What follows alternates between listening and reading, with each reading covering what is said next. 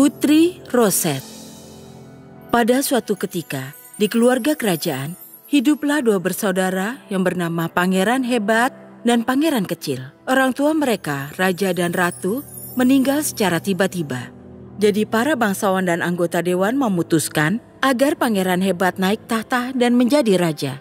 Mereka memiliki saudari yang cantik bernama Roset yang memiliki rambut indah berwarna emas, yang membuat siapapun yang melihatnya pasti menyukainya. Karena sekarang kami adalah pemimpin, tanggung jawab kami untuk mencarikan pangeran yang tepat untukmu. Lalu kedua bersaudara itu pergi menemui saudari mereka untuk bertanya pasangan seperti apa yang ia ingin nikahi. Putri Roset adalah wanita ambisius. Saat mereka bertanya padanya, ia berkata, "Aku nyatakan bahwa aku tidak akan menikahi siapapun kecuali Raja Merak." Tetapi adik, di mana kami bisa menemukan Raja Merak itu? Oh, itu tergantung padamu yang mulia kecil, tapi aku tidak akan pernah menikahi orang lain. Raja dan pangeran mempertimbangkan bagaimana akan menemukan raja dengan gelar seperti itu, Raja Merak. Maka mereka menyiapkan gambar sang putri yang terlihat sangat mirip dengannya. Karena kau tidak ingin menikahi orang lain selain Raja Merak, maka kami sekarang akan pergi bersama untuk mencarinya. Sementara itu, kau di sini menjaga kerajaan. Terima kasih sudah melakukan semuanya, saudara-saudaraku. Aku berjanji untuk menjaga dengan baik kerajaan. Raja dan pangeran pergi keluar kastil. Mereka terus saja pergi sangat jauh, hingga tak ada orang yang pernah pergi lebih jauh. Dan mereka bertanya pada semua orang yang mereka temui, "Apa kau tahu tentang Raja Merak?" Tapi jawabannya selalu tidak. Akhirnya, mereka mendengar tangisan burung merak di kejauhan. Dan mereka meneruskan perjalanan. Semakin lama tangisan itu semakin keras. Mereka menyadari bahwa burung merak ada di sekeliling mereka, di kedua sisi jalan dan di setiap pohon. Jalan itu mengantarkan mereka pada kota, di mana mereka menemukan pria dan wanita berpakaian seluruhnya dengan bulu merak. Tak lama kemudian mereka melihat raja yang mengendarai kereta kecil emas yang indah, ditarik oleh burung merak yang kuat. Raja dan pangeran sangat senang melihat hal ini. Sudah pasti kalau ini adalah Raja Merak. Ayo kita bicara dengannya. Kalian berdua sepertinya tersesat. Siapa kalian? Tuan, begini, kakakku adalah raja seperti dirimu. Dan aku adalah seorang pangeran. Ini adalah foto saudari kami, Putri Roset. Kami datang dari tempat yang sangat jauh untuk bertanya, apa kau bersedia menikah dengannya? Apakah hatinya seperti emas dan cantik seperti rambutnya? Dia 100 kali lebih baik dari itu, Tuan. Baiklah, aku akan menikah dengannya. Tapi kuperingatkan, jika hatinya tidak seperti emas dan cantik seperti rambutnya, aku akan menghukummu. Kami setuju dengan hal itu. Baiklah, kalian boleh menginap di kamar tamu kerajaan. Tak lama kemudian, Roset menerima surat dari saudara-saudaranya yang mengatakan bahwa Raja Merak telah ditemukan.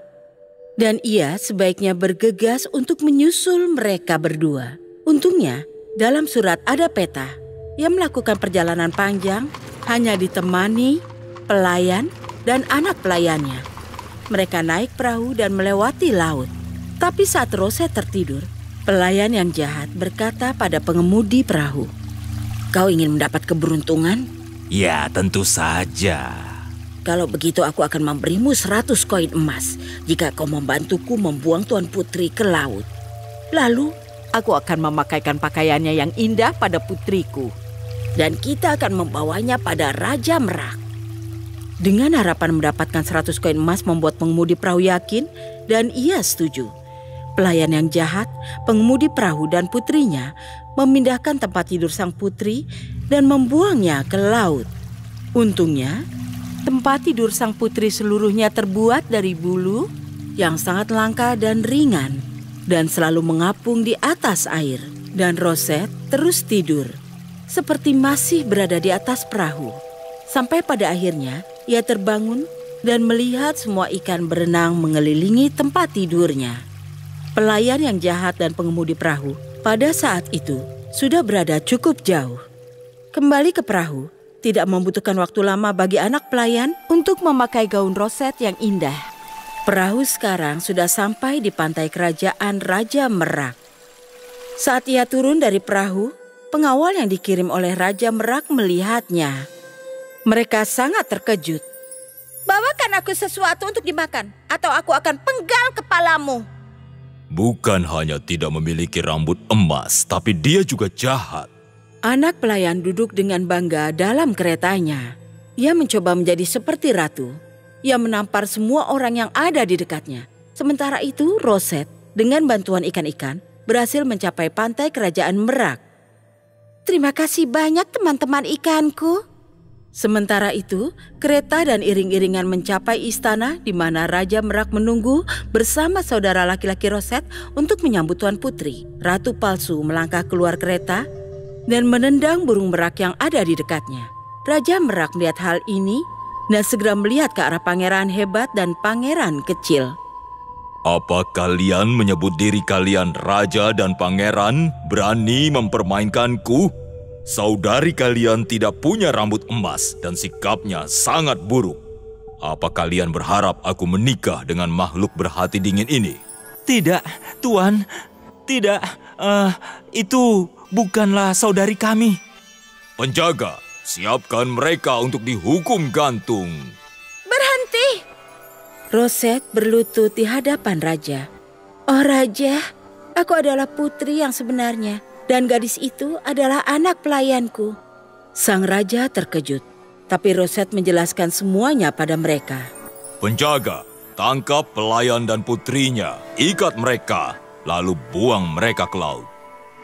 Penjaga melakukan seperti yang diperintahkan Raja Merak. Mereka membiarkan kedua bersaudara mengikat pelayan dan putrinya. Tapi lalu Rosette menyela. Oh Raja, tolong maafkan ketamakan mereka. Raja Merak sangat terkesan dengan kebaikan hati Rosette dan ia tersenyum. Tidak hanya rambutmu, tapi hatimu juga adalah emas. Aku sangat terkesan. Raja Merak memaafkan wanita itu dan putrinya. Raja Merak membuat perintah untuk menebus kesalahan pada raja dan pangeran. Pernikahan dilangsungkan sekaligus dan mereka semua hidup bahagia selamanya. Selesai.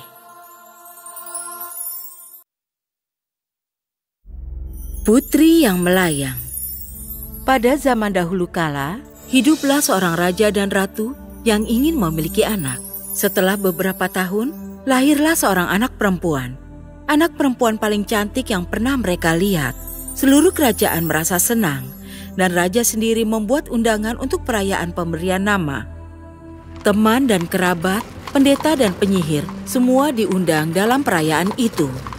Tapi raja melupakan satu nama, seorang penyihir yang terkuat dan paling jahat di antara semuanya.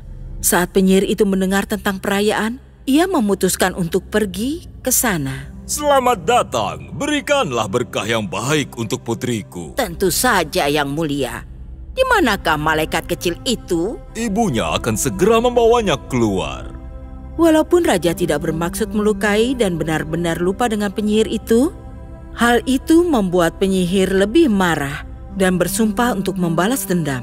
Saat upacara pemberian nama akan dimulai dan air wangi akan disemprotkan pada Tuan Putri, penyihir itu secara diam-diam meletakkan bubuk sihir ke dalam air. Tidak lama setelah air disemprotkan, bayi itu kehilangan berat badannya. Ia tidak lagi terpengaruhi gravitasi. Lalu ia tertawa dan bergoyang. Apa ini? Karena takut, perawat melepaskan bayi itu. Tapi sang putri tidak jatuh. Ia melayang di udara. Putriku, apa yang terjadi? Hanya berarti satu hal, Tuan Putri telah dikutuk. Mereka meraih bayi itu dan menjaganya tetap aman. Beberapa orang berpikir tidak ada yang aneh dengan kutukan ini. Bayi yang melayang dan hanya memiliki emosi kebahagiaan. Tapi ini cukup serius. Suatu hari, seseorang membuka jendela kamar Tuan Putri. Angin berhembus kencang masuk ke dalam kamar, dan sang putri terbang tertiup angin. Pencarian besar-besaran dilakukan di istana, tapi mereka tidak bisa menemukan bayi itu. Dan di hari itu, saat tukang kebun sedang membersihkan dedaunan di taman, ia mendengar suara tawa berasal dari bawah tumpukan dedaunan. Itu adalah Tuan Putri. Lalu tukang kebun membawanya masuk ke dalam istana lagi. Mulai hari itu, Raja dan Ratu menyadari betapa berbahayanya kutukan ini. Dan karena khawatir, berhati-hati, dan untuk melindungi Tuan Putri, mereka selalu mengawasi Tuan Putri setiap saat. Saat ia tumbuh dewasa, Tuan Putri merasa seperti terpenjara. Hanya ada satu tempat di mana ia merasa hidup dan bebas. Itu satu-satunya tempat di mana ia merasa memiliki bobot tubuh. Letak istana menghadap ke danau besar. Tuan Putri berenang di sana setiap hari. Hanya saat berenanglah ia merasa memiliki berat tubuh. Suatu hari, cendekiawan istana Tim Tom dan Bartolomeu menanyakan hal ini dan mendatangi raja dengan sebuah ide. Mereka menawarkan solusi untuk Tuan Putri yang tidak memiliki gravitasi dan berat badan. Ya, katakan solusinya. Ya, begini Yang Mulia. Ini sedikit teknis. Dia anak yang bahagia dan menurut kesimpulan kami, kebahagiaannya yang membuat dia memiliki berat badan saat berenang. Jika air mengalir di sekelilingnya dan kebahagiaan menyembuhkannya sementara, maka mungkin air yang mengalir dari dalam dirinya akan bisa menyembuhkan Tuan Putri. Kami sepakat harus bisa membuat Tuan Putri menangis. Itu mungkin akan menyembuhkan kutukannya. Apa kau bilang? Dan raja pun membuat pengumuman ke seluruh kerajaan. Jika ada yang bisa membuat Tuan Putri menangis, akan mendapat hadiah. Lalu banyak warga yang mencoba melakukannya. Tapi tidak ada yang berhasil membuat Tuan Putri menangis. Pada suatu hari, seorang pangeran berjalan melewati danau dan ia melihat seseorang tenggelam di tengah danau. Dengan segera ia langsung berenang untuk menyelamatkannya. Berani sekali kau mengeluarkanku dari danau. Kukira kau sedang tenggelam. Menggelikan sekali, aku tidak akan bisa tenggelam. Oh, kau Tuan Putri yang tidak memiliki gravitasi. Apa kau pernah terjatuh? Tidak. Aku tidak bisa jatuh. Aku hanya bisa terbawa angin dan membuatku terbang. Kalau begitu, mengapa kau tidak mencoba jatuh bersamaku? Maka pangeran melompat ke dalam air bersama Tuan Putri dalam pelukannya. Itu adalah pengalaman yang paling menegangkan yang pernah dialami oleh Tuan Putri. Jadi, bagaimana menurutmu? Hal paling menakjubkan yang pernah aku alami. Akhirnya, pangeran dan Tuan Putri bertemu di danau setiap malam dan berenang bersama. Tapi saat penyihir mengetahui tentang kecintaan Tuan Putri terhadap danau, ia mengucapkan mantra untuk membuat danau mengering. Perlahan, sedikit demi sedikit, danau mulai mengering. Begitu juga dengan Tuan Putri. Apa yang terjadi dengan putri kami? Hidup Tuan Putri sudah jelas terikat dengan danau. Jika kita tidak menyelamatkan danau, kita tidak akan bisa menyelamatkan Tuan Putri. Danau pun mulai mengering hari demi hari. Saat hanya tinggal beberapa genangan air yang tersisa, Tuan Putri tidak bisa bicara maupun bangun dari tempat tidurnya. Namun di salah satu genangan, beberapa orang menemukan sebuah plat emas di bawah batu yang bertuliskan, Jika danau ini hidup demi keselamatan laki-laki, maka danau ini boleh mengambil nyawa seorang laki-laki. Tapi laki-laki itu harus menyerahkan nyawanya dengan sukarela. Dia harus dengan sukarela duduk di dasar danau sampai air muncul hingga di atas kepalanya.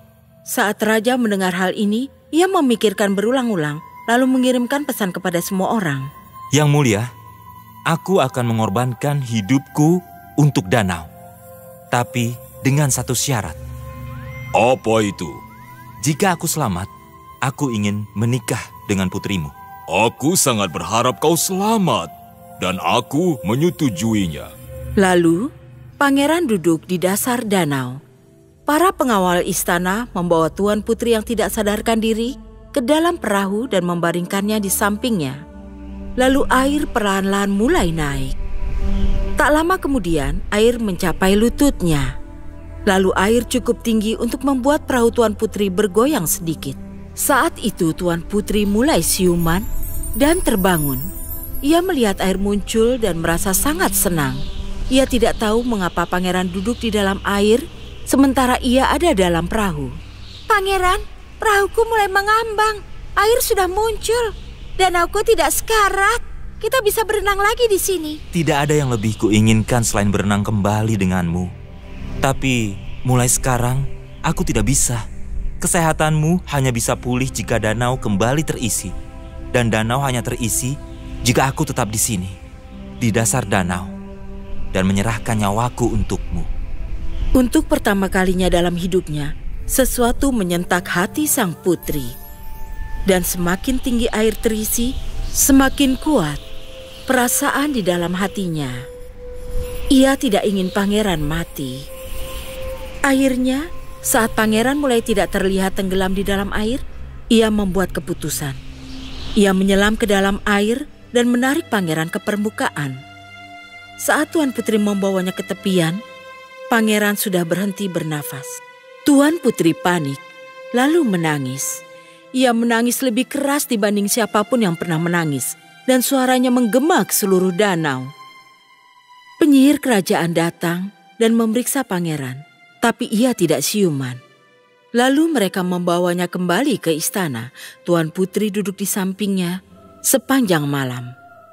Keesokan paginya, Tuan Putri dan pangeran membuka matanya dan mereka berdua tersenyum.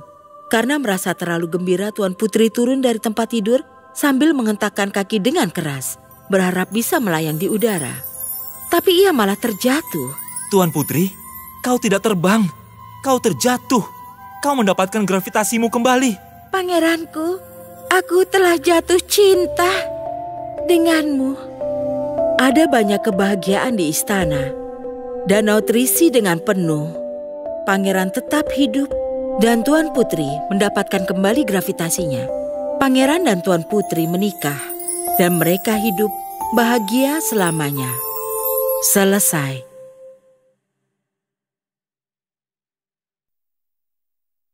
Putri Sihir. Pada suatu ketika, ada petani tua punya 2 putra, Austin dan Carter. Carter, di mana kau? Aku butuh bantuanmu. Jangan ganggu aku, Ayah. Aku sedang tidur. Austin, terus kerjakan pagar itu sementara ayah ke kota. Iya, Ayah. Sang ayah ke kota dan ia berpikir, aku harus melakukan sesuatu sebelum uang habis. Aku harus duduk dan cari akal. Ia duduk di bawah pohon. 2 orang sedang duduk di sebelahnya dan ia mendengar percakapan mereka. Putri Raja sedang dikurung dalam istana. Para penjaganya adalah naga dan wanita tua. Orang yang ingin menyelamatkan sang putri harus lulus 3 ujian. Orang bilang ujian-ujian itu sangat berat, benarkah? Dan mereka yang tidak lulus ujian dimakan naga. Dan apa yang terjadi bila seseorang lulus dari ketiga ujian itu? Ia akan menikahi Putri Raja dan memiliki istana dan harta karunnya. Lalu si petani berpikir, oh, Carter akan melakukannya. Ia akan lulus ketiga ujian itu. Ia akan menikahi Putri Raja dan ia akan jadi raja. Beberapa hari kemudian, si petani memberikan kuda dan pedang satu-satunya pada Carter untuk pergi menyelamatkan Putri Raja. Dengan serampangan, Carter menebas benda-benda dengan pedangnya sepanjang jalan. Ia berhati culas. Saat ia melewati sarang semut, ia menghancurkannya. Saat ia minum air dari danau, ia melempari itik-itik kecil dengan batu. Dan saat ia sudah dekat istana, ia melihat sarang lebah dan menebasnya dengan pedang. Ia lari dan akhirnya sampai di istana. Ia menendang pintu dan mulai berteriak. Hei kau, buka pintu ini sekarang. Aku lelah sekali. Beraninya kau, jangan buat aku menunggu atau aku akan mendobraknya. Akhirnya, seorang wanita tua bersuara manis membuka pintu itu. Siapa yang mengetuk? Aku sudah di sini hampir 1 jam. Apa kau tuli? Oh tidak, aku tidak tuli. Aku harus menyelamatkan Putri Raja. Aku harus jadi raja. Tunggu, tapi kau harus melewati 3 ujian dulu. Ujian? Ujian apa? Aku tidak takut apapun. Aku akan melemparkan biji-biji bunga matahari ini ke udara. mereka akan ditiup angin. Dan kau harus memungutnya dan menaruhnya dalam kantung ini dalam 1 jam. Apa kau pikir aku gila? Ujian macam apa ini? Aku akan kembali 1 jam lagi. Lalu si wanita tua melemparkan biji-biji itu ke udara, lalu menutup pintu. Ini mustahil. Aku tidak akan memunguti semua biji itu. Saat si wanita tua kembali, ia memberitahu Carter ujian kedua. Ia melemparkan 12 cincin emas ke dalam danau yang dalam. Kau harus memungutinya dalam 1 jam. Aku tidak gila. Airnya dalam dan dingin. Kau tak melakukannya dengan baik. Tapi ayo lakukan ujian ketiga. Ikuti aku. Aku sudah bosan. Saat mereka tiba di dalam istana, mereka masuk ke dalam ruangan gelap. Ada 3 siluet ditutupi selimut putih. Kau punya 1 jam untuk memberitahuku yang manakah putri raja. Kalau tebakanmu benar, ia akan bebas. Tapi bila tidak, Aku memilih yang kanan. yang paling kanan, tunjukkan dirimu. Oh tidak, itu naga. Tidak, tolong. Beberapa hari kemudian, si petani bicara pada Austin. Di mana Carter? Aku khawatir padanya. Ayah, biar aku ke istana itu. Jangan, nak. Aku tidak mau kehilangan anakku lagi. Percayalah padaku, ayah. Aku akan kembali. Tapi aku tidak punya kuda dan aku tidak punya pedang untukmu. Austin hanya mengambil sepotong roti dan berjalan kaki ke istana ajaib. Ia memutuskan untuk beristirahat di bawah pohon. Ia melihat sarang semut dan banyak semut sedang membangunnya kembali. Semut-semut yang malang, siapa yang menghancurkan sarang kalian? Aku bantu kalian membangunnya kembali. Saat ia selesai, ia berjalan ke danau untuk minum air. Di sana ia melihat beberapa itik berenang. Itik yang malang, kalian pasti lapar. Ini, ambillah rotiku satu-satunya. Itik-itik itu makan roti itu, lalu ia melihat sarang lebah di tanah. Ia memungutnya dan menaruhnya di atas pohon. Dan ia melanjutkan perjalanannya ke istana ajaib. Saat ia tiba, ia mengetuk pintu. Ada perlu apa, nak? Salam, saya ingin menyelamatkan sang putri. Silakan mencobanya. Si wanita tua menebar biji bunga matahari di tanah dan pergi. Aneh sekali. Tapi kurasa aku akan membersihkannya. 40 menit kemudian, Austin hampir menyerah. Lalu para semut datang membantunya. Mereka berterima kasih karena ia telah membantu mereka membangun kembali sarang mereka. Wow, kalian semua datang berbaris satu-satu. Terima kasih teman-teman. Kantungnya penuh biji lagi. Lalu si wanita tua kembali. Wah, mengejutkan, 1 kantung penuh biji. Ya, kini kau harus melalui ujian kedua. Ini, kau harus mengambil ke-12 cincin itu. Si wanita tua melemparkan cincin-cincin itu ke dalam air. Austin terjun ke dalam air, tapi itu terlalu dalam dan ia tidak bisa mengambil cincin-cincin itu sebelum mereka tenggelam ke dasar danau. Namun, ia lalu melihat sesuatu bergerak dalam air. Mereka itu para itik yang datang membantunya karena ia berbagi sekerat kecil rotinya. Terima kasih teman-teman. Kini, aku mendapat ke-12 cincin itu. Ia langsung menemui si wanita tua. Semua 12 cincinnya itu tidak pernah terjadi sebelumnya. Tak apa, ikuti aku. Si wanita tua menerangkan pada Austin tentang ujian ketiga. Saat ia sedang mencari ketiga siluet itu, ia tak bisa mencari tahu yang manakah sang putri raja. Mereka semua terlihat sama. Berpikirlah Austin, berpikirlah. Yang mana putri raja? Tiba-tiba, ribuan lebah datang ke dalam ruangan itu dan mengelilingi siluet yang di tengah. Itu, yang tengah. Oh, yang di tengah, bukalah penutupmu. Kain putih penutup itu jatuh ke lantai dan muncullah sang putri. Terima kasih Austin sudah menyelesaikan ujian ini dan menyelamatkanku. Sang putri berkata seperti itu dan melihat naga itu melarikan diri dari menara. Sekarang kau adalah pemilik istana ini. Aku pamit. Jadi saat tubuh Austin telah kering, ia melamar sang putri dan sang putri bilang ya.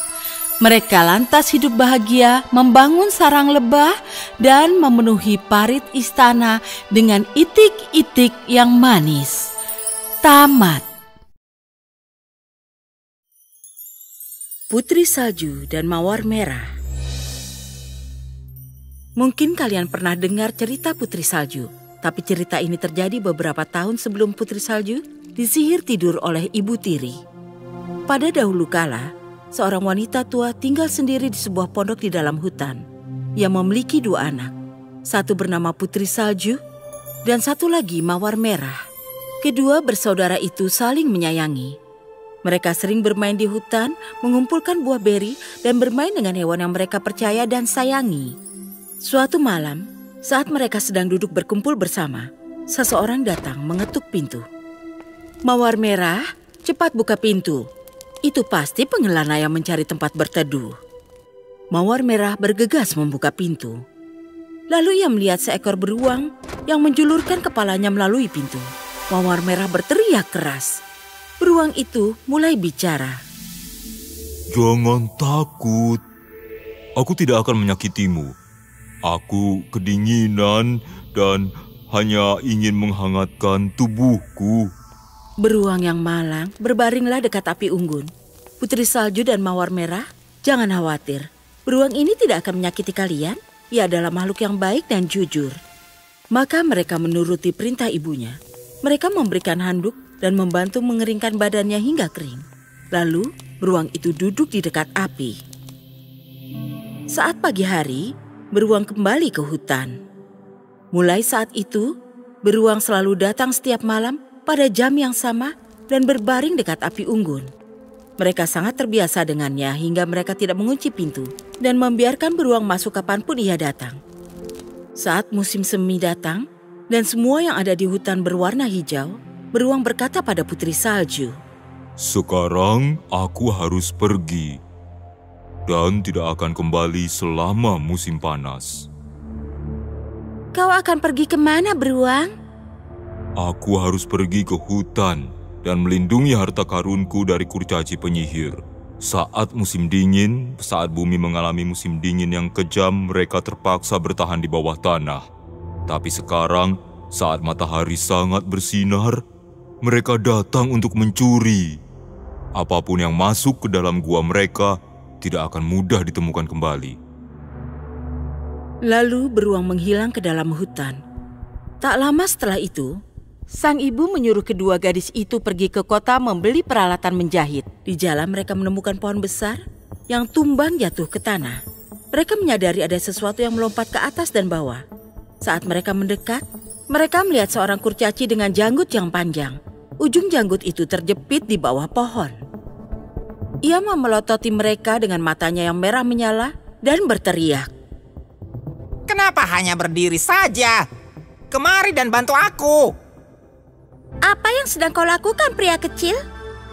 Kau gadis kecil yang payah. Aku ingin menebang pohon agar mendapat kayu bakar untuk membuat api. Tapi janggutku terjepit dan aku tidak bisa mengeluarkannya. Kalian hanya berdiri dan tertawa. Jahat sekali kalian. Kedua gadis kecil itu mencoba mengangkat pohon, tapi mereka tidak bisa mengeluarkan janggutnya. Lalu Putri Salju mengambil guntingnya dari dalam saku dan memotong janggutnya. Segera setelah kurcaci itu tidak terjepit lagi, ia mengambil tasnya yang penuh dengan emas yang disembunyikannya di akar pohon. Janggutku yang indah. Terkutuklah orang kasar kecil ini karena telah memotong janggutku yang bagus. Ia berteriak keras. Lalu ia mengayunkan tasnya ke atas pundaknya dan menghilang. Tak lama kemudian, Putri Salju dan Mawar Merah berjalan menyusuri sungai. Mereka melihat sesuatu yang terlihat seperti seekor belalang besar sedang melompat masuk ke dalam air. Mereka berjalan menyusuri sungai dan melihat kurcaci yang sama. Kau ingin pergi kemana? Kau tidak akan lompat ke dalam air, bukan? Aku tidak akan begitu.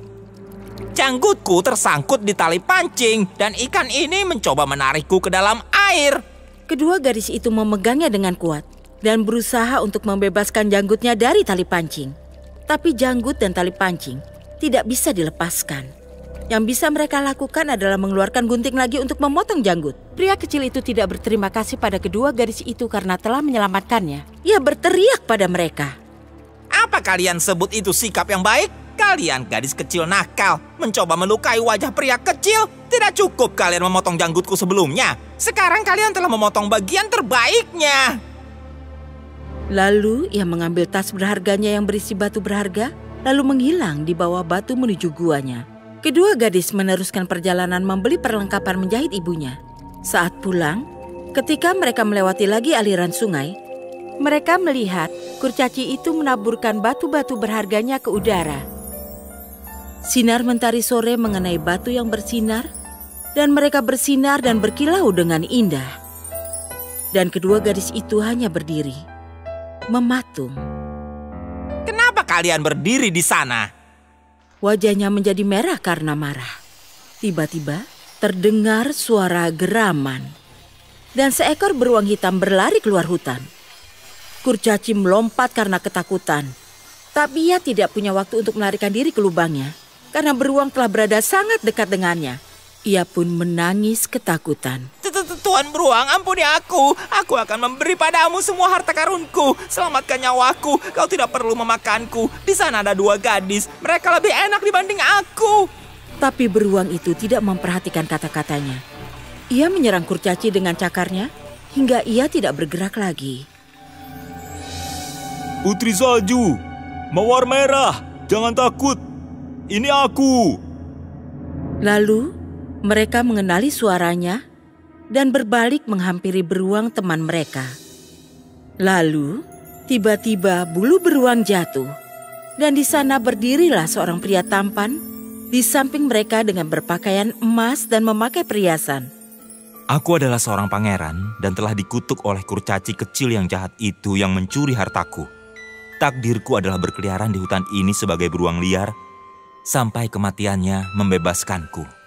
Sang putri salju sudah cukup dewasa. Ia menikah dengan pangeran dan mawar merah menikahi saudara pangeran dan mereka hidup bahagia selamanya. Selesai. Dongeng Pemotong Bambu. Pada suatu ketika, hiduplah seorang pemotong bambu bersama istrinya di sebuah pondok tua. Setiap pagi, ia pergi ke hutan untuk memotong bambu. Ia dan istrinya membuat berbagai macam benda dari bambu dan menjualnya ke pasar. Mereka ingin sekali memiliki anak, namun mereka tidak bisa. Suatu hari, saat mereka sedang memotong bambu, ia melihat sebatang bambu aneh yang bersinar terang seperti bulan purnama. Sang pemotong bambu sangat penasaran. Dengan hati-hati ia memotong bambu itu untuk membukanya. Dan saat terbuka, ia sangat terkejut. Ini seorang anak perempuan. Ada seorang anak perempuan kecil mungil di dalamnya sebesar ibu jari. Ia adalah anak yang paling cantik. Dengan segera ia memutuskan untuk membawanya pulang. Dengan hati-hati ia mengeluarkan gadis itu dari bambu. Ia meletakkan anak itu ke telapak tangannya. Dan dengan hati-hati berjalan pulang. Saat tiba di rumah, ia menceritakan setiap detil pada istrinya. Lalu perlahan-lahan membuka tangannya. Dia bersinar seperti bulan. Kita harus memberinya nama Sinar Rembulan. Ia sangat kecil. Kuharap ia tidak kedinginan. Kemarilah, biar aku letakkan ia ke dalam selimut ini. Sang istri mengambil sebuah kain dan meletakkan sinar rembulan di dalamnya. Setelah bayi itu merasa hangat, gadis kecil itu berubah menjadi bayi berukuran normal. Suami istri itu berpandangan dan merasa kaget. Sinar rembulan kita akan menjadi besar, bukan? Keesokan paginya, sang pemotong bambu pergi ke hutan lagi untuk memotong bambu. Dan saat sedang memotong bambu, ia menemukan sebuah cincin emas di dalamnya. Pemotong bambu dan istrinya segera menyadari bahwa sinar rembulanlah yang sudah membawa keberuntungan pada mereka. Mulai saat itu, setiap hari pemotong bambu pulang ke rumah dengan membawa sebuah cincin emas. Tak lama kemudian, mereka menjadi kaya dan membangun rumah yang besar. Bulan berlalu dan putri mereka tumbuh sangat cepat. Dalam waktu singkat, Sinar Rembulan tumbuh menjadi gadis muda yang cantik. Ia adalah wanita tercantik di dunia. Suatu malam, saat Sinar Rembulan sudah tidur, pemotong bambu bicara pada istrinya dengan khawatir. Aku khawatir. Dia sudah dewasa sekarang. Semua orang membicarakan kecantikannya. Aku tahu. Tapi suamiku, kita tidak bisa terus mengurungnya. Keesokan harinya, pemotong bambu bicara pada putrinya tentang pernikahannya. Tidak, Ayah. Aku tidak bisa hidup tanpa Ayah. Mengapa Ayah mengirimku pergi? Ayah tidak menyuruhmu pergi jauh, sayang. Ayah juga tidak bisa hidup tanpamu. Ayah tidak akan memaksamu menikah dengan orang yang tidak kau sukai. Tapi setidaknya cobalah temui beberapa pria dan pertimbangkan. Sinar Rembulan tidak bisa berkata tidak padanya. Tapi keesokan harinya, Kaisar datang memintanya untuk menikah dengannya. Sang Kaisar di rumah kita. Oh, kita sangat diberkati. Aku yang seharusnya memberi hormat padamu, karena aku datang untuk meminta putrimu. Aku ingin bicara dengannya. Ya, tentu saja. Sinar Rembulan, kemarilah. Saat Sinar Rembulan berjalan keluar, ia terpesona dengan kecantikannya dan ia sangat menyukainya. Tapi Sinar Rembulan berkata lain. Aku tahu kau bisa memberiku apapun yang kuminta. Jadi, aku memintamu satu hal. Hormati permintaanku. Aku tidak ingin menikah. Keinginanmu adalah perintahku. Tapi boleh aku meminta hal lain sebagai balasan? Boleh aku mendapat kehormatan menjadi temanmu? Kaisar dan Sinar Rembulan tetap berteman dan sering bicara. Tak ada pria yang berani melamarnya karena mengetahui Kaisar telah melakukannya. Suatu malam, saat pemotong bambu memasuki rumahnya, ia melihat Sinar Rembulan duduk di depan jendela. Ia menatap Rembulan dan air mata menetes di wajahnya. Sinar Rembulan, mengapa kau menangis? Ada sebuah mimpi yang terus kualami setiap malam, Ayah. Ada apa? Aku bermimpi dibawa menuju bulan oleh orang-orang bulan. Dan semalam, sebuah suara mengatakan padaku bahwa hari itu telah datang. Pada tanggal 15 bulan ini, mereka akan datang menjemputku. Aku tidak ingin meninggalkanmu. Pemotong bambu melihat kepada bulan. Untuk pertama kalinya, ia menyadari bahwa bulan terlihat buram. Seperti seseorang telah mencuri sinarnya. Dengan segera ia mengirim pesan kepada Kaisar dan meminta bantuannya. Kaisar berjanji tidak akan membiarkan siapapun mengambil Sinar Rembulan. Tanggal 15 pun tiba. Rumah Sinar Rembulan dikelilingi oleh 2.000 tentara kerajaan yang bersiap dengan panahnya. Kaisar sendiri berjaga dengan pedang di depan rumah itu. Sang pemotong bambu membawa Sinar Rembulan ke bawah tanah. Di luar, nada seruling indah terdengar dari arah bulan. Semua tentara melihat ke atas dan melihat kereta cantik terbang turun, dikelilingi oleh peri memainkan serulingnya. Tiba-tiba, Sinar Rembulan terangkat ke atas dari bawah tanah dan terus naik ke atas menuju peri dan keretanya. Pemotong bambu dan istrinya berlari mengejarnya, tapi tak bisa meraihnya di udara. Saat peri menyentuh Sinar Rembulan, gaunnya berubah menjadi gaun putih panjang. Ia membuka matanya dan tersenyum senang. Ketakutannya menghilang. Ia berjalan menuju orang tuanya dan memeluk mereka. Ayah, kau menjagaku dengan sangat baik. Tapi aku harus kembali pada bangsaku untuk memberikan cahaya pada bulan. Apa maksudmu? Rembulan bersinar temaram karena aku ada di sini di dunia. Aku adalah sinar rembulan. Bulan tidak lengkap tanpaku. Aku berjalan-jalan pada siang hari dan lupa siapa diriku sebenarnya ketika aku di bumi. Karena lelah dan bingung, aku duduk di bambu dan kau menemukanku. Jadi, kau harus pergi sekarang. Apa kau tidak akan merindukan kami? Ibu, aku akan datang menemuimu setiap malam. Satu-satunya waktu kau tidak bisa melihatku adalah saat tidak ada lagi bulan di langit. Sinar Rembulan duduk di keretanya dan para peri mengawalnya menuju bulan. Pemotong bambu menghapus air matanya dan menunggu Sinar Rembulan untuk kembali. Tentu saja ia akan kembali setiap malam sebagai sinar bulan purnama. Bulan bersinar dengan terang. Pemotong bambu menjual rumahnya dan kembali ke pondoknya yang kecil yang memiliki lubang di atap. Karena itu satu-satunya cara agar sinar rembulan masuk ke rumah mereka setiap malam. Pemotong bambu dan istrinya menghabiskan sisa hidupnya dalam damai dan senang melihat sinar rembulan setiap malam. Selesai. Tambelina. Ada seorang wanita yang sangat ingin mempunyai seorang anak, tapi ia tidak tahu bagaimana caranya. Jadi, ia mendatangi nenek sihir baik dan berkata, "Aku telah bertekad bulat ingin punya anak. Kumohon, bisakah kau tunjukkan caranya?" "Mudah saja. Ini ada sebulir gandum untukmu. Tanamlah di pot bunga dan kau akan lihat hasilnya." "Terima kasih." Ia membawa benih itu dan menanamnya. Begitu tiba di rumah, itu cepat tumbuh menjadi bunga besar yang cantik dan kelihatan amat mirip tulip. Tapi kelopaknya terlipat rapat, seakan itu masih tunas. "Ini sungguh bunga yang indah." Si wanita mencium kelopak merah kuning indah itu. Begitu ia menciumnya, bunga itu terbuka. Di tengahnya duduklah seorang gadis kerdil. Ia elok dipandang, namun tidak lebih tinggi dari jempol manusia. "Anak yang cantik, mulai sekarang aku akan memanggilmu Tambelina." Kulit kenari yang telah dipoles jadi ranjangnya. Itulah caranya tidur tiap malam. Di siang hari, ia bermain di meja tempat wanita itu menaruh piring dikelilingi rangkaian bunga. Di sana mengapunglah kelopak tulip besar. Tambelina menggunakan kelopak itu sebagai perahu. Dan dengan dayung kecil, ia bisa menyeberangi piring itu. Ia juga bisa bernyanyi.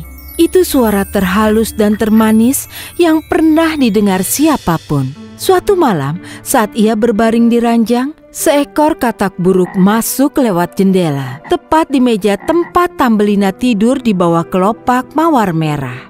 "Ini istri sempurna untuk anakku." Ia mengambil kulit kenari tempat Tambelina yang sedang tidur dan membawanya keluar dari jendela ke kebun. Katak itu tinggal dengan anaknya. Ia seperti ibunya, tapi berlendir dan lebih buruk. "Jangan bicara keras-keras, kau akan membangunkannya dan ia akan lari. Kita harus menaruhnya di salah satu bunga teratai lebar di sungai itu. Ia begitu kecil dan ringan, itu akan jadi seperti pulau baginya." Banyak teratai berdaun lebar tumbuh di sungai itu. Daun di ujung terjauh tepi sungai itulah yang paling besar. Dan ke daun itulah si katak tua berenang membawa Tambelina dalam kulit kenari. Tambelina yang malang bangun keesokan paginya. Saat ia melihat di mana ia berada, ia mulai menangis sedih. Hanya ada air di sekitar daun besar itu. Sama sekali tidak ada jalan baginya untuk mencapai tepian. Tambelina duduk dan menangis. Ikan-ikan kecil yang berenang di air di bawahnya memunculkan kepala untuk melihat si gadis kecil itu. Begitu melihat gadis itu, mereka merasa amat kasihan. Mereka berkumpul sekitar batang hijau dan menyangga gaun tempat gadis itu dan menggigitinya sampai putus. Dan meluncurlah daun itu menyusuri sungai. Tambelina sekarang pergi jauh sekali. Si katak tidak akan dapat menangkapnya. Lalu ia tiba dekat ujung hutan. Ada ladang yang besar, tapi sudah lama sekali dipanen. Hanya bonggol kering kosong saja yang muncul dari tanah beku. Itu seakan ia tersesat di hutan yang sangat luas. Lalu ia tiba di pintu rumah tikus ladang di bonggol berlubang. Di sanalah tikus ini tinggal, nyaman dan hangat, dengan gudang penuh gandum. Tambelina yang malang berdiri di depan pintu seperti pengemis dan meminta sedikit gandum karena ia sangat kelaparan. "Oh, gadis yang malang, mari masuklah ke rumahku dan makan bersamaku."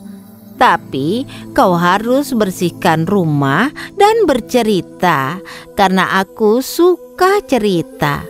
Tambelina melakukan seperti yang diminta tikus ladang dan dia bersenang-senang. Beberapa hari berlalu. Suatu hari si tikus mendatangi Tambelina. Sebentar lagi ada tamu. Setiap minggu tetanggaku datang berkunjung dan ia jauh lebih makmur daripadaku. Kalau kau bisa menjadikannya suami, kau akan diurus dengan baik. Tapi ia tidak bisa melihat apa-apa. Kau harus menceritakan cerita-cerita paling bagus. Tambelina tidak suka usul ini. Ia tidak mungkin menerima si tetangga karena ia tikus mondok. Si tikus berkunjung, si tikus ladang bicara tentang si tikus tanah. Betapa kayanya dia dan tubuhnya yang 20 kali lebih besar darinya. Tambelina harus bernyanyi untuknya. Si tikus mondok jatuh cinta pada suara manisnya, tapi ia belum mengatakannya. Ia baru menggali terowongan panjang bawah tanah dari rumahnya ke rumah mereka. Si tikus ladang dan Tambelina dipersilahkan menggunakannya sesukanya. Ia memperingatkan mereka agar tidak terkejut oleh bangkai burung di tengah jalan. Itu adalah burung utuh, bulu dan paruh. Dia pasti telah mati baru-baru ini saat musim dingin tiba dan dikuburkan tepat di tengah terowongan ini. Lalu tikus mondok mengambil obor. Bagai api menerangi kegelapan. Ia maju di depan mereka untuk menerangi jalur panjang dan gelap itu. Saat mereka tiba di tempat bangkai burung, si tikus menggali ke atas, membuat lubang besar agar sinar bisa masuk. Di tengah lantai ada bangkai burung.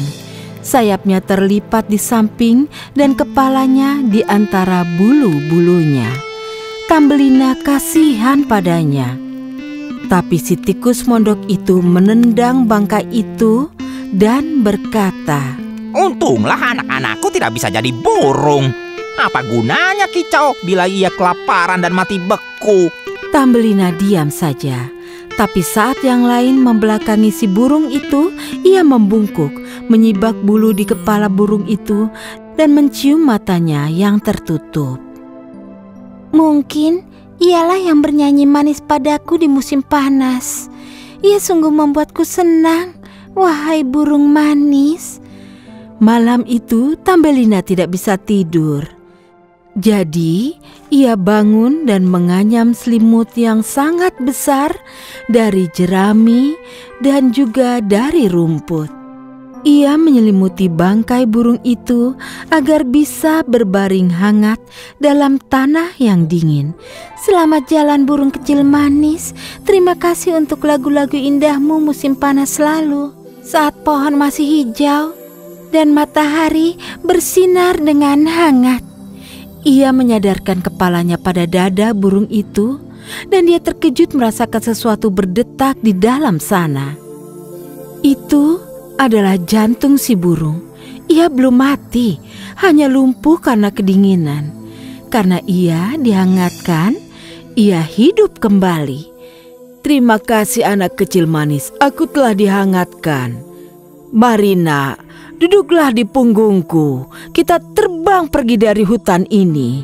Karena musim dingin datang, aku akan pergi jauh sekali ke rumahku. Apa kau mau ikut denganku? Kau bisa menunggang punggungku? Iya, aku ikut denganmu. Ia duduk di punggung si burung, lalu si burung terbang lewat hutan dan juga melewati danau. Akhirnya mereka tiba di rumah si burung. Di sana matahari bersinar lebih cerah dari biasa. Langit tampak lebih tinggi. Ini rumahku. Pilihlah salah satu bunga yang mekar di bawah sana. Aku akan menempatkanmu di sana. Kau boleh dapatkan apa saja. Bagus sekali. Di bawah ada taman indah dengan bunga-bunga putih cantik. Si burung terbang dengan Tambelina dan menaruhnya di satu kelopak bunga besar. Ia terkejut melihat di tengah bunga itu ada seorang pria yang kecil. Di punggungnya ada sayap-sayap yang bersinar. Ia adalah peri bunga itu. Saat ia melihat Tambelina, ia gembira sekali karena ia adalah gadis tercantik yang pernah dilihatnya. Jadi ia melepaskan mahkota emas dan memakaikannya padanya. Ia bertanya siapa nama gadis itu dan memintanya jadi istrinya. Iya, aku mau. Hanya bila kau membawa ibuku kemari, kita bertiga akan hidup bahagia di sini. Ia setuju dan memberi Tambelina hadiah sepasang sayap peri. Semua orang bergembira. Segera ibu Tambelina ikut mereka. Oh, Tambelina, ibu senang bertemu denganmu lagi, nak. Dan mereka semua hidup bahagia. Selesai.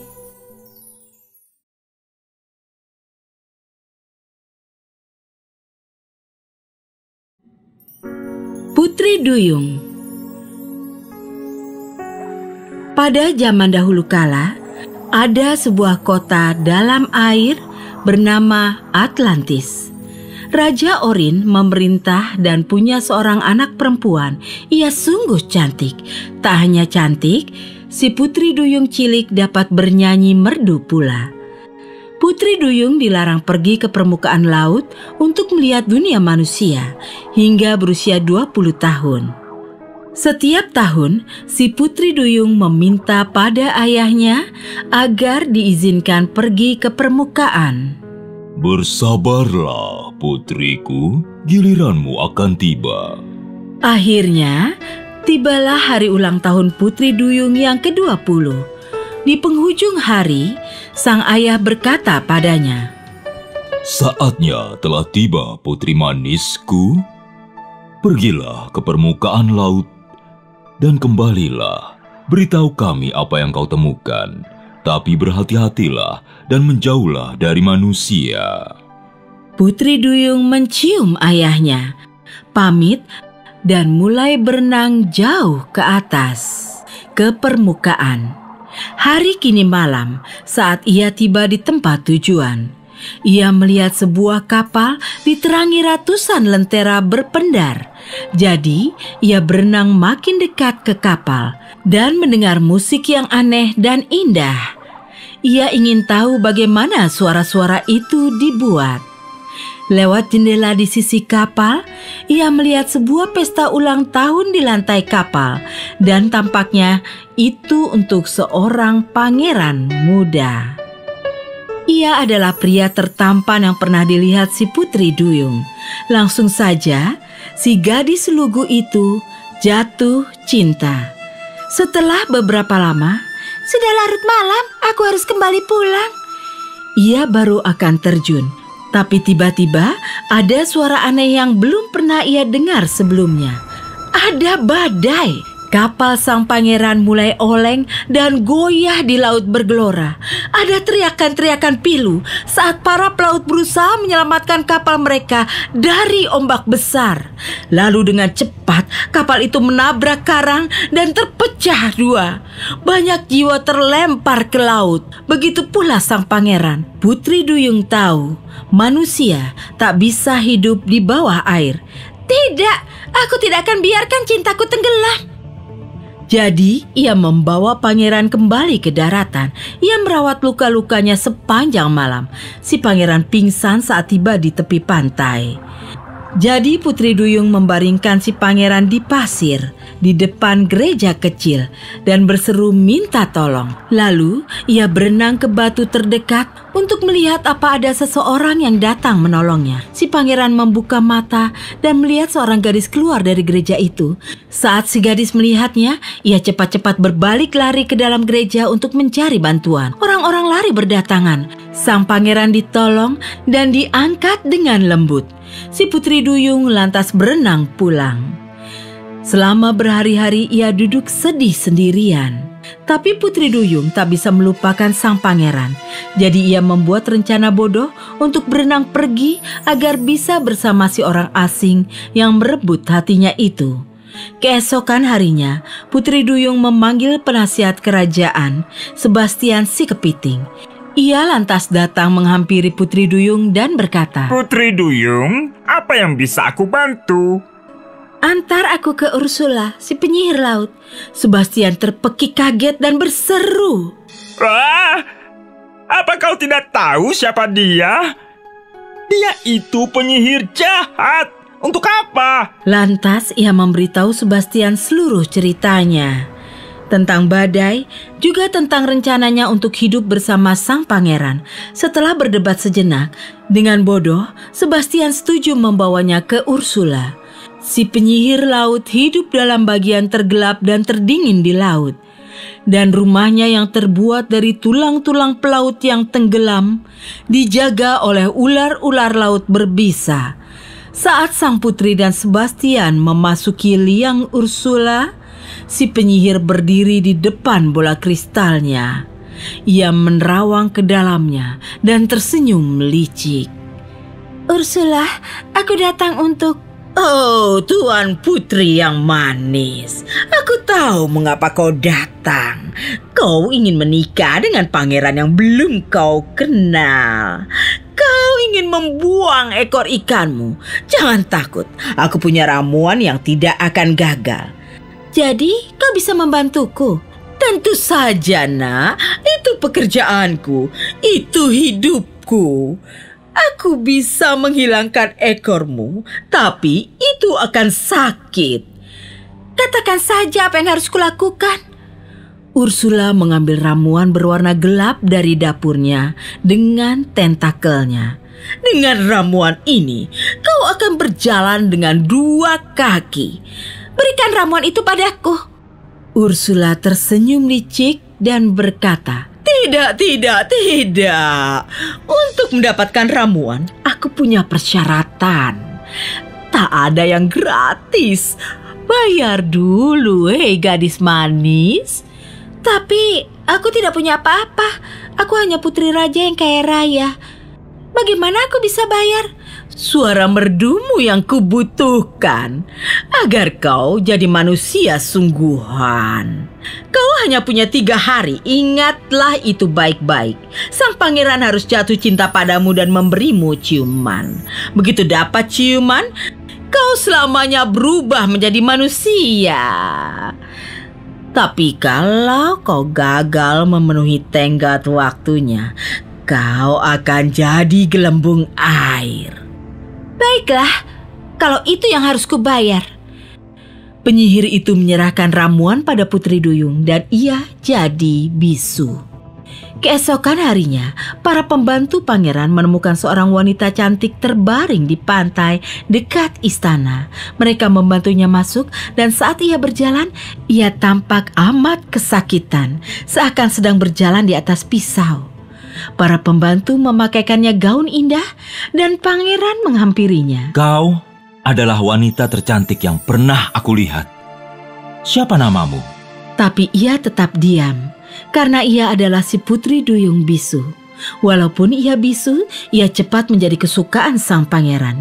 Ia tidak pernah pergi kemanapun tanpa Putri Duyung di sisinya. Tidak lama kemudian, sang pangeran memberitahunya betapa ia menyayanginya. Dan sang putri merasa hatinya akan meletus. Tapi aku tidak bisa menikahimu karena aku masih mencari cinta sejatiku. Ia menerangkan tentang badai itu dan seorang gadis cantik menolongnya. Dan bagaimana setelah melihatnya sekilas, si pangeran jatuh cinta padanya. Ia memutuskan bila ia menemukannya, ia akan menikahinya. Si Putri Duyung amat sedih, karena ia tidak akan bisa memberitahu sang pangeran bahwa ialah gadis itu, bahwa ia telah mengorbankan segalanya, ekornya, suaranya, keluarganya, agar bisa bersamanya. Di hari kedua, seorang raja dari negeri lain mengunjungi sang pangeran. Sang raja membawa seorang putrinya yang cantik, dan saat sang pangeran melihat putri sang raja, ia mengenalinya. Itu adalah gadis yang menemukannya di pantai. Jadi sang pangeran meminangnya dan sang putri setuju. Di hari ketiga, si Putri Duyung merasa patah hati. Karena itulah hari pernikahan pangerannya dengan putri raja yang lain. Dan saat matahari tenggelam, ia akan mati. Seperti yang telah ia setujui dengan si penyihir laut. Pesta pernikahan akan diadakan di atas kapal. Jadi dengan berat hati ia hadir. agar ia bisa melihat sang pangeran untuk terakhir kalinya. Siang harinya, orang tua Putri Duyung mengunjungi Ursula dan mengancamnya. Si penyihir laut kejam memberi mereka sebilah pisau, menerangkan bahwa kalau putri mereka mau menikamkan pisau itu ke jantung si pangeran, sihirnya akan patah. Karena pernikahan telah berlangsung, putri pergi ke dek kapal untuk menangis. Di sana, ia melihat ayah dan ibunya muncul di permukaan air. Mereka sedih. Apa yang telah kau lakukan, putriku? Ibunya menangis. Cepat, kau masih bisa menyelamatkan dirimu sendiri. Penyihir itu telah memberi kami pisau ajaib ini. Bunuhlah pangeran itu. Saat darahnya terciprat di kakimu, itu akan tumbuh menjadi ekor, dan kau akan menjadi Putri Duyung lagi. Cepatlah, matahari akan segera terbit. Setelah orang tuanya pergi, Putri Duyung lari ke pangeran dengan pisau itu. Ia menatap pangeran yang bahagia di sisi istri barunya. Satu tikaman pisau dan ia akan bebas. Ia melihat pisau tajam itu, lalu pada pangeran. Ia masih mencintainya, jadi ia pergi ke dek lagi dan melemparkan pisau itu jauh ke laut. Di pagi harinya, sang pangeran memerintahkan para pembantunya untuk mencari ke sana kemari, tapi Putri Duyung tak ditemukan. Sang pangeran sangat sedih dan sering duduk di pantai larut malam, merindukan sahabatnya. Dan kadangkala dia melihat gelembung-gelembung air bersinar dalam penerangan bulan dan hampir yakin kalau ia bisa melihat wajah si putri. Selesai. Rumpelstiltskin. Pada zaman dahulu kala, hidup seorang penggiling yang sangat miskin, tapi mempunyai seorang putri yang cantik. Gadis itu anak kesayangannya dan ayahnya menyumbar bahwa dia cukup cantik untuk menjadi seorang ratu. Suatu hari saat raja sedang berkuda, dia melihat seorang gadis yang sedang mencuci kain di sungai. Oh, dia cantik sekali, pikir sang raja. Dia pun bertanya, siapa namamu? Sebelum gadis itu sempat menjawab, ayahnya menjawab. Jika yang mulia berkenan, ini adalah putriku, seorang gadis baik yang tiada duanya. Raja memperhatikan mereka dengan seksama dari kuda abu belang miliknya yang gagah. Dia memang memiliki wajah yang cantik, jawab sang raja. Hati si penggiling begitu bangga. Ya, itu benar. Tapi dia lebih dari hanya paras yang cantik.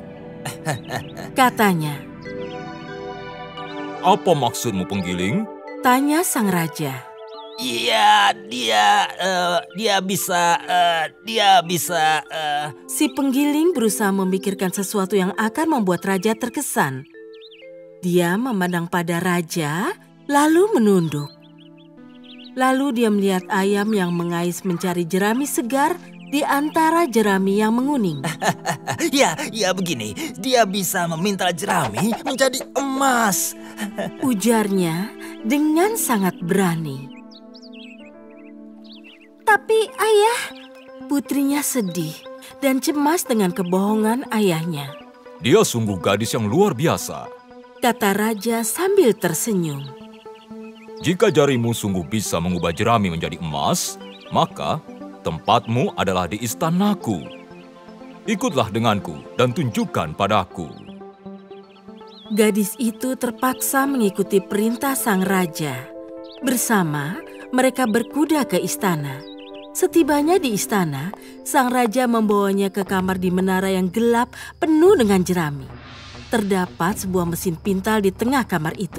Raja berkata, kau punya waktu sampai matahari terbit untuk memintal jerami kering itu menjadi emas. Jika kau tidak berhasil dan ayahmu membohongiku, maka kau akan mati. Gadis itu mendengar teriakan pria di ruangan lain.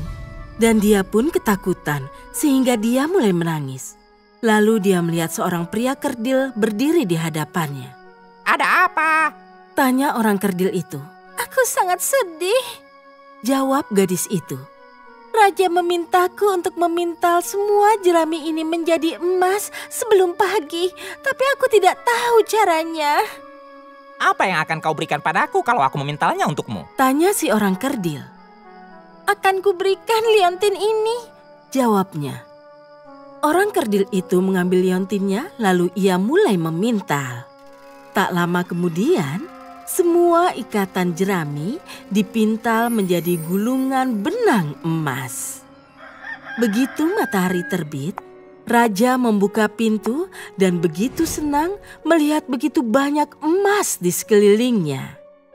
Namun sang raja masih serakah. Dia membutuhkan banyak emas untuk membayar para prajurit yang menjaga wilayahnya dari musuh. Raja membawa putri si penggiling ke ruangan yang lebih besar. Dia menyuruhnya memintal semua jerami menjadi emas lagi sebelum pagi tiba. Malam itu, gadis itu menangis lagi karena dia tahu dia tidak mungkin melakukan tugas ini. Tapi si orang kerdil muncul lagi dan berkata, Apa yang akan kau berikan padaku kalau aku memintalnya untukmu? ikat pinggangku, jawabnya. Orang kerdil mengambil ikat pinggangnya dan duduk memutar mesin pintal lagi. Gulungan demi gulungan mulai penuh dengan benang emas sampai tidak ada jerami tersisa. Raja sangat senang melihat semua emas itu. Raja tahu dengan sedikit saja tambahan emas, dia dapat memakmurkan negerinya. Jadi raja memenuhi kamar terbesarnya dengan jerami dan menyuruh gadis itu masuk ke dalam kamar. Kalau kau bisa memintal semua jerami ini malam ini, Katanya, aku akan menjadikanmu istriku. Dan kau tidak perlu memintal lagi selamanya. saat gadis itu sendirian, si pria kerdil muncul untuk ketiga kalinya dan bertanya, Apa yang akan kau berikan padaku jika aku memintal jerami ini untukmu lagi? aku tidak punya apa-apa lagi untuk diberikan. jawabnya. Kalau begitu berjanjilah kau akan memberikan anak pertamamu padaku saat kau menjadi ratu. Kata si orang kerdil. Si gadis merasa hal lain bisa terjadi sebelum dia menjadi ratu. Jadi dia menjanjikan apapun yang diminta. Ketika raja datang keesokan paginya, dia menemukan begitu banyak emas. Oh, putri penggiling, kau meminta lebih banyak emas dalam 3 malam daripada yang bisa kudapatkan dalam 3 tahun. Kemampuanmu hanya bisa dibandingkan dengan kecantikanmu. Maukah kau menjadi ratuku? Gadis itu yang memang mencintai sang raja setuju menjadi istrinya. Dan tak lama kemudian dia melahirkan anak laki-laki. Dia telah lupa akan janjinya pada si orang kerdil. Sampai suatu hari si orang kerdil datang dan berkata, Sekarang berikan apa yang kau janjikan padaku.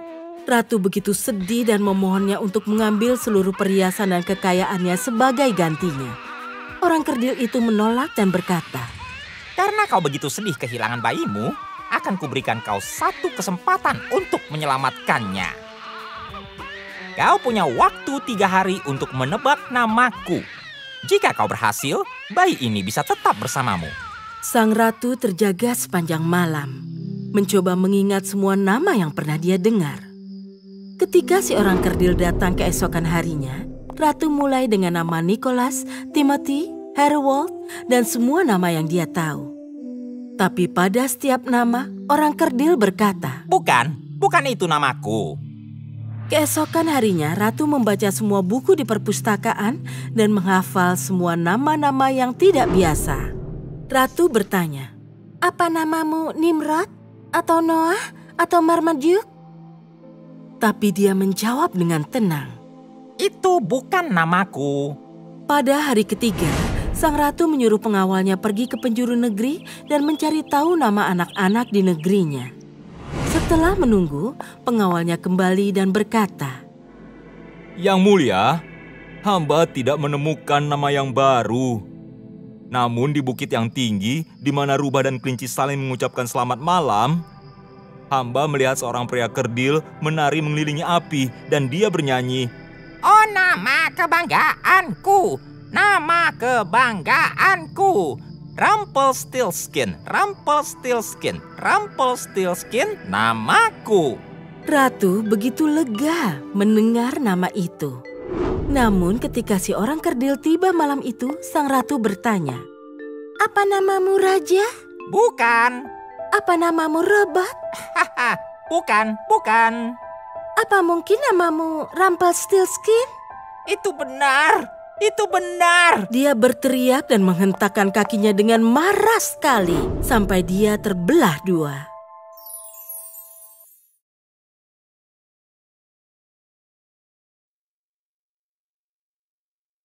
Putri Salju dan 7 kurcaci.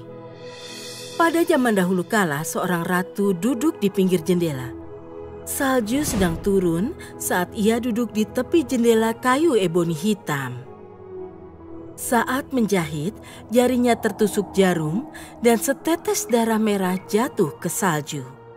Sang ratu berpikir, seandainya aku memiliki putri yang kulitnya seputih salju dan bibir semerah darah, dan rambut sehitam eboni. Keinginannya terkabul. Sang ratu melahirkan seorang putri yang diberi nama Putri Salju. Namun sang ratu meninggal saat melahirkan dan tidak lama kemudian raja menikah lagi. Ratu yang baru sangatlah cantik, tapi dia wanita jahat dan tidak suka apabila ada yang lebih cantik daripada dirinya. Terdapat sebuah cermin ajaib di kamarnya dan setiap hari dia akan melihat dan bertanya, cermin-cermin di dinding, siapakah yang tercantik di dunia? Dan cermin itu menjawab, Baginda Ratu yang tercantik dari semua. tahun demi tahun berlalu dan Putri Salju tumbuh semakin cantik. Sampai suatu hari, sang ratu melihat cerminnya dan bertanya, cermin-cermin di dinding, siapakah yang tercantik di dunia? Baginda Ratu memang cantik. Namun Putri Salju lebih cantik dari Baginda. Sang ratu penuh dengan kebencian dan iri hati dan memutuskan untuk membunuh putri tirinya. Dia lalu memerintahkan pemburu suruhannya untuk membawa Putri Salju ke hutan dan membunuhnya. Dan membawa kembali jantungnya sebagai bukti dia sudah mati. Si pemburu membawa Putri Salju jauh ke dalam hutan. Namun saat dia hendak membunuhnya, pria itu tersentuh dengan kecantikan dan kelemah lembutan Putri Salju, sehingga dia tidak tega membunuhnya. Aku tidak tega membunuhmu, tapi aku tidak bisa membawamu kembali ke istana. Aku khawatir binatang liar di hutan ini yang akan memakanmu. Pemburu itu meninggalkan Putri Salju di hutan. Dia membunuh rusa dalam perjalanannya kembali dan memberikan jantung rusa itu pada sang ratu yang mengira itu jantung Putri Salju. Sementara itu Putri Salju yang malang berjalan ketakutan dalam hutan gelap. Binatang liar memperhatikan Putri Salju yang tersandung melewati pepohonan, tapi mereka tidak melukainya. Saat malam, ia tiba di bagian kosong hutan di mana terdapat sebuah rumah kecil. Dia mengetuk jendela, tapi tidak ada yang menjawab. Dia mengetuk pintu, lalu membuka dan masuk ke dalam rumah. Langit-langit rumah itu rendah, dengan meja kayu dan kursi di sepanjang meja itu. Di atas meja itu terdapat 7 mangkuk, 7 sendok, dan 7 cangkir. Karena itu adalah rumah milik 7 kurcaci yang bekerja di pegunungan menggali mencari emas. Karena lapar, Putri Salju pun duduk dan makan sedikit puding dari tiap mangkuk dan minum sedikit susu dari tiap cangkir.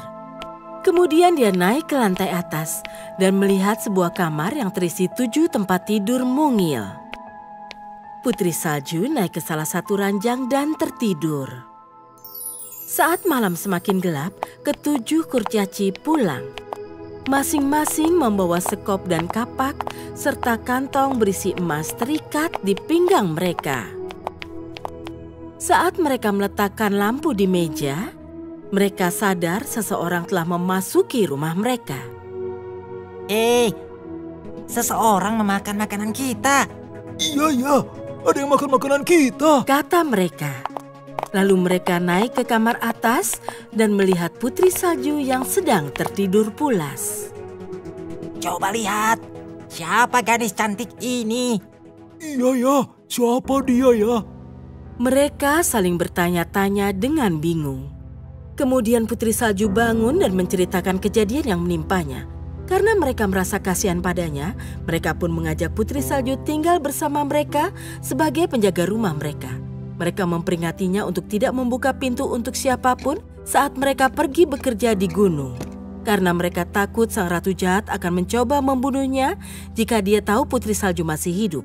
Jadi tinggallah Putri Salju bersama para kurcaci. Dia merapikan ranjang, membersihkan kamar, serta memasak untuk mereka. Dia merasa sangat senang.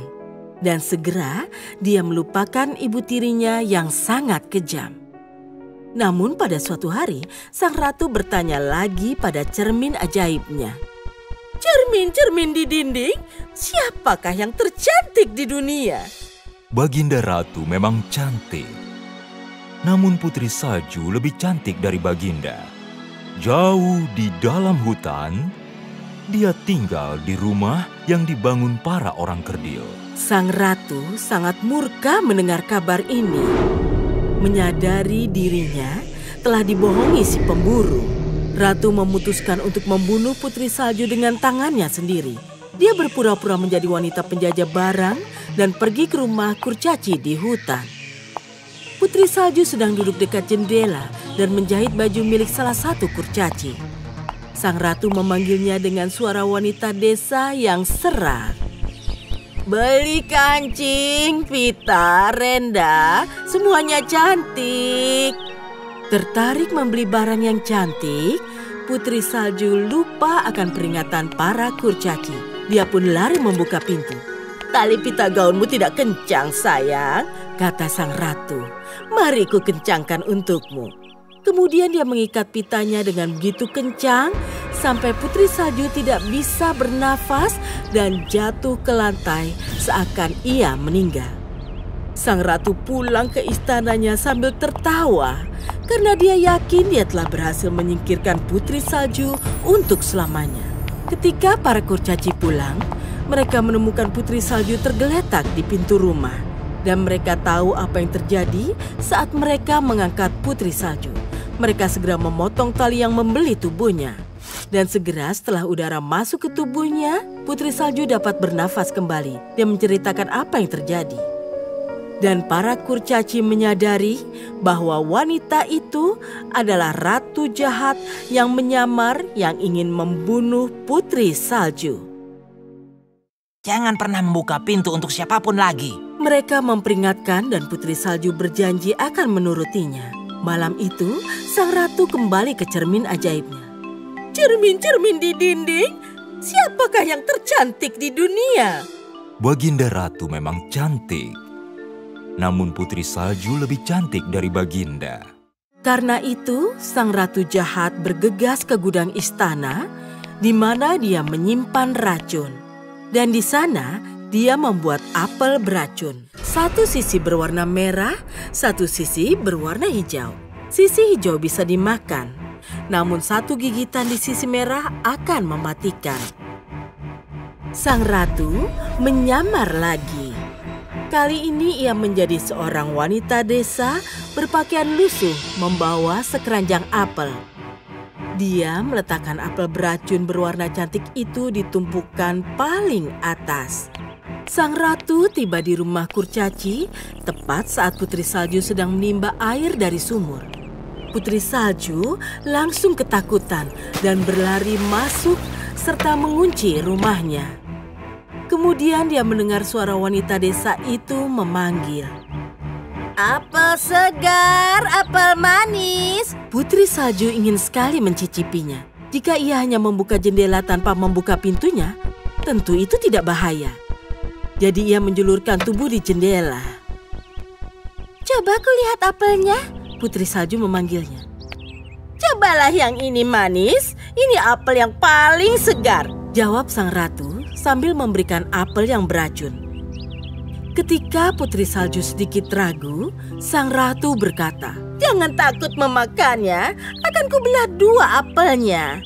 Setengah untukmu, setengah untukku." Sang ratu memakan sisi yang hijau dan memberikan sisi yang merah pada Putri Salju yang langsung menggigitnya. Namun begitu apel itu menyentuh mulutnya, Putri Salju jatuh ke tanah, meninggal. Malam itu, sang ratu mengusap cermin ajaibnya dan bertanya, "Cermin-cermin di tanganku, siapakah yang tercantik di sini?" Kecantikan milik Baginda tidak dapat ditandingi oleh siapapun. Saat para kurcaci pulang dan menemukan Putri Salju meninggal, mereka membaringkannya dalam peti kaca yang diletakkan dengan taburan bunga-bunga, agar mereka dapat melihatnya sepanjang hari. Suatu hari, seorang pangeran dan anak buahnya berkuda melewati tempat itu. Melihat peti kaca itu, sang pangeran turun dari kudanya untuk melihat gadis di dalam peti. Dia terlihat seperti sedang tertidur lelap. Karena kulitnya masih seputih salju, bibirnya merah seperti darah, dan rambutnya hitam bagaikan eboni. Kecantikannya mempesona sang pangeran, dan dia pun memohon pada kurcaci, "Izinkan aku membawa peti ini bersamaku. Akan kuberikan kekayaan yang jauh lebih banyak daripada emas di pegunungan ini." "Tidak, tidak. Dia lebih berarti bagi kami daripada seluruh emas di dunia." Namun, ketika mereka menyadari bahwa sang pangeran telah jatuh cinta pada Putri Salju, mereka mengasihaninya dan menyerahkan peti itu sebagai hadiah. Sang pangeran menyuruh anak buahnya untuk membawa peti kaca itu dengan hati-hati menuju istana. Namun, saat mereka mengangkatnya, salah satu mereka tersandung akar pohon, dan potongan apel yang tersangkut terlepas dari bibir Putri Salju. Putri Salju terbangun dan dia merasa sangat terkejut. Sang pangeran menceritakan semua yang terjadi dan memintanya menjadi istrinya. Putri Salju yang jatuh cinta pada pandangan pertama pada sang pangeran pun setuju. Pernikahan mereka dirayakan dengan pesta besar dan salah satu tamu mereka adalah sang ratu jahat.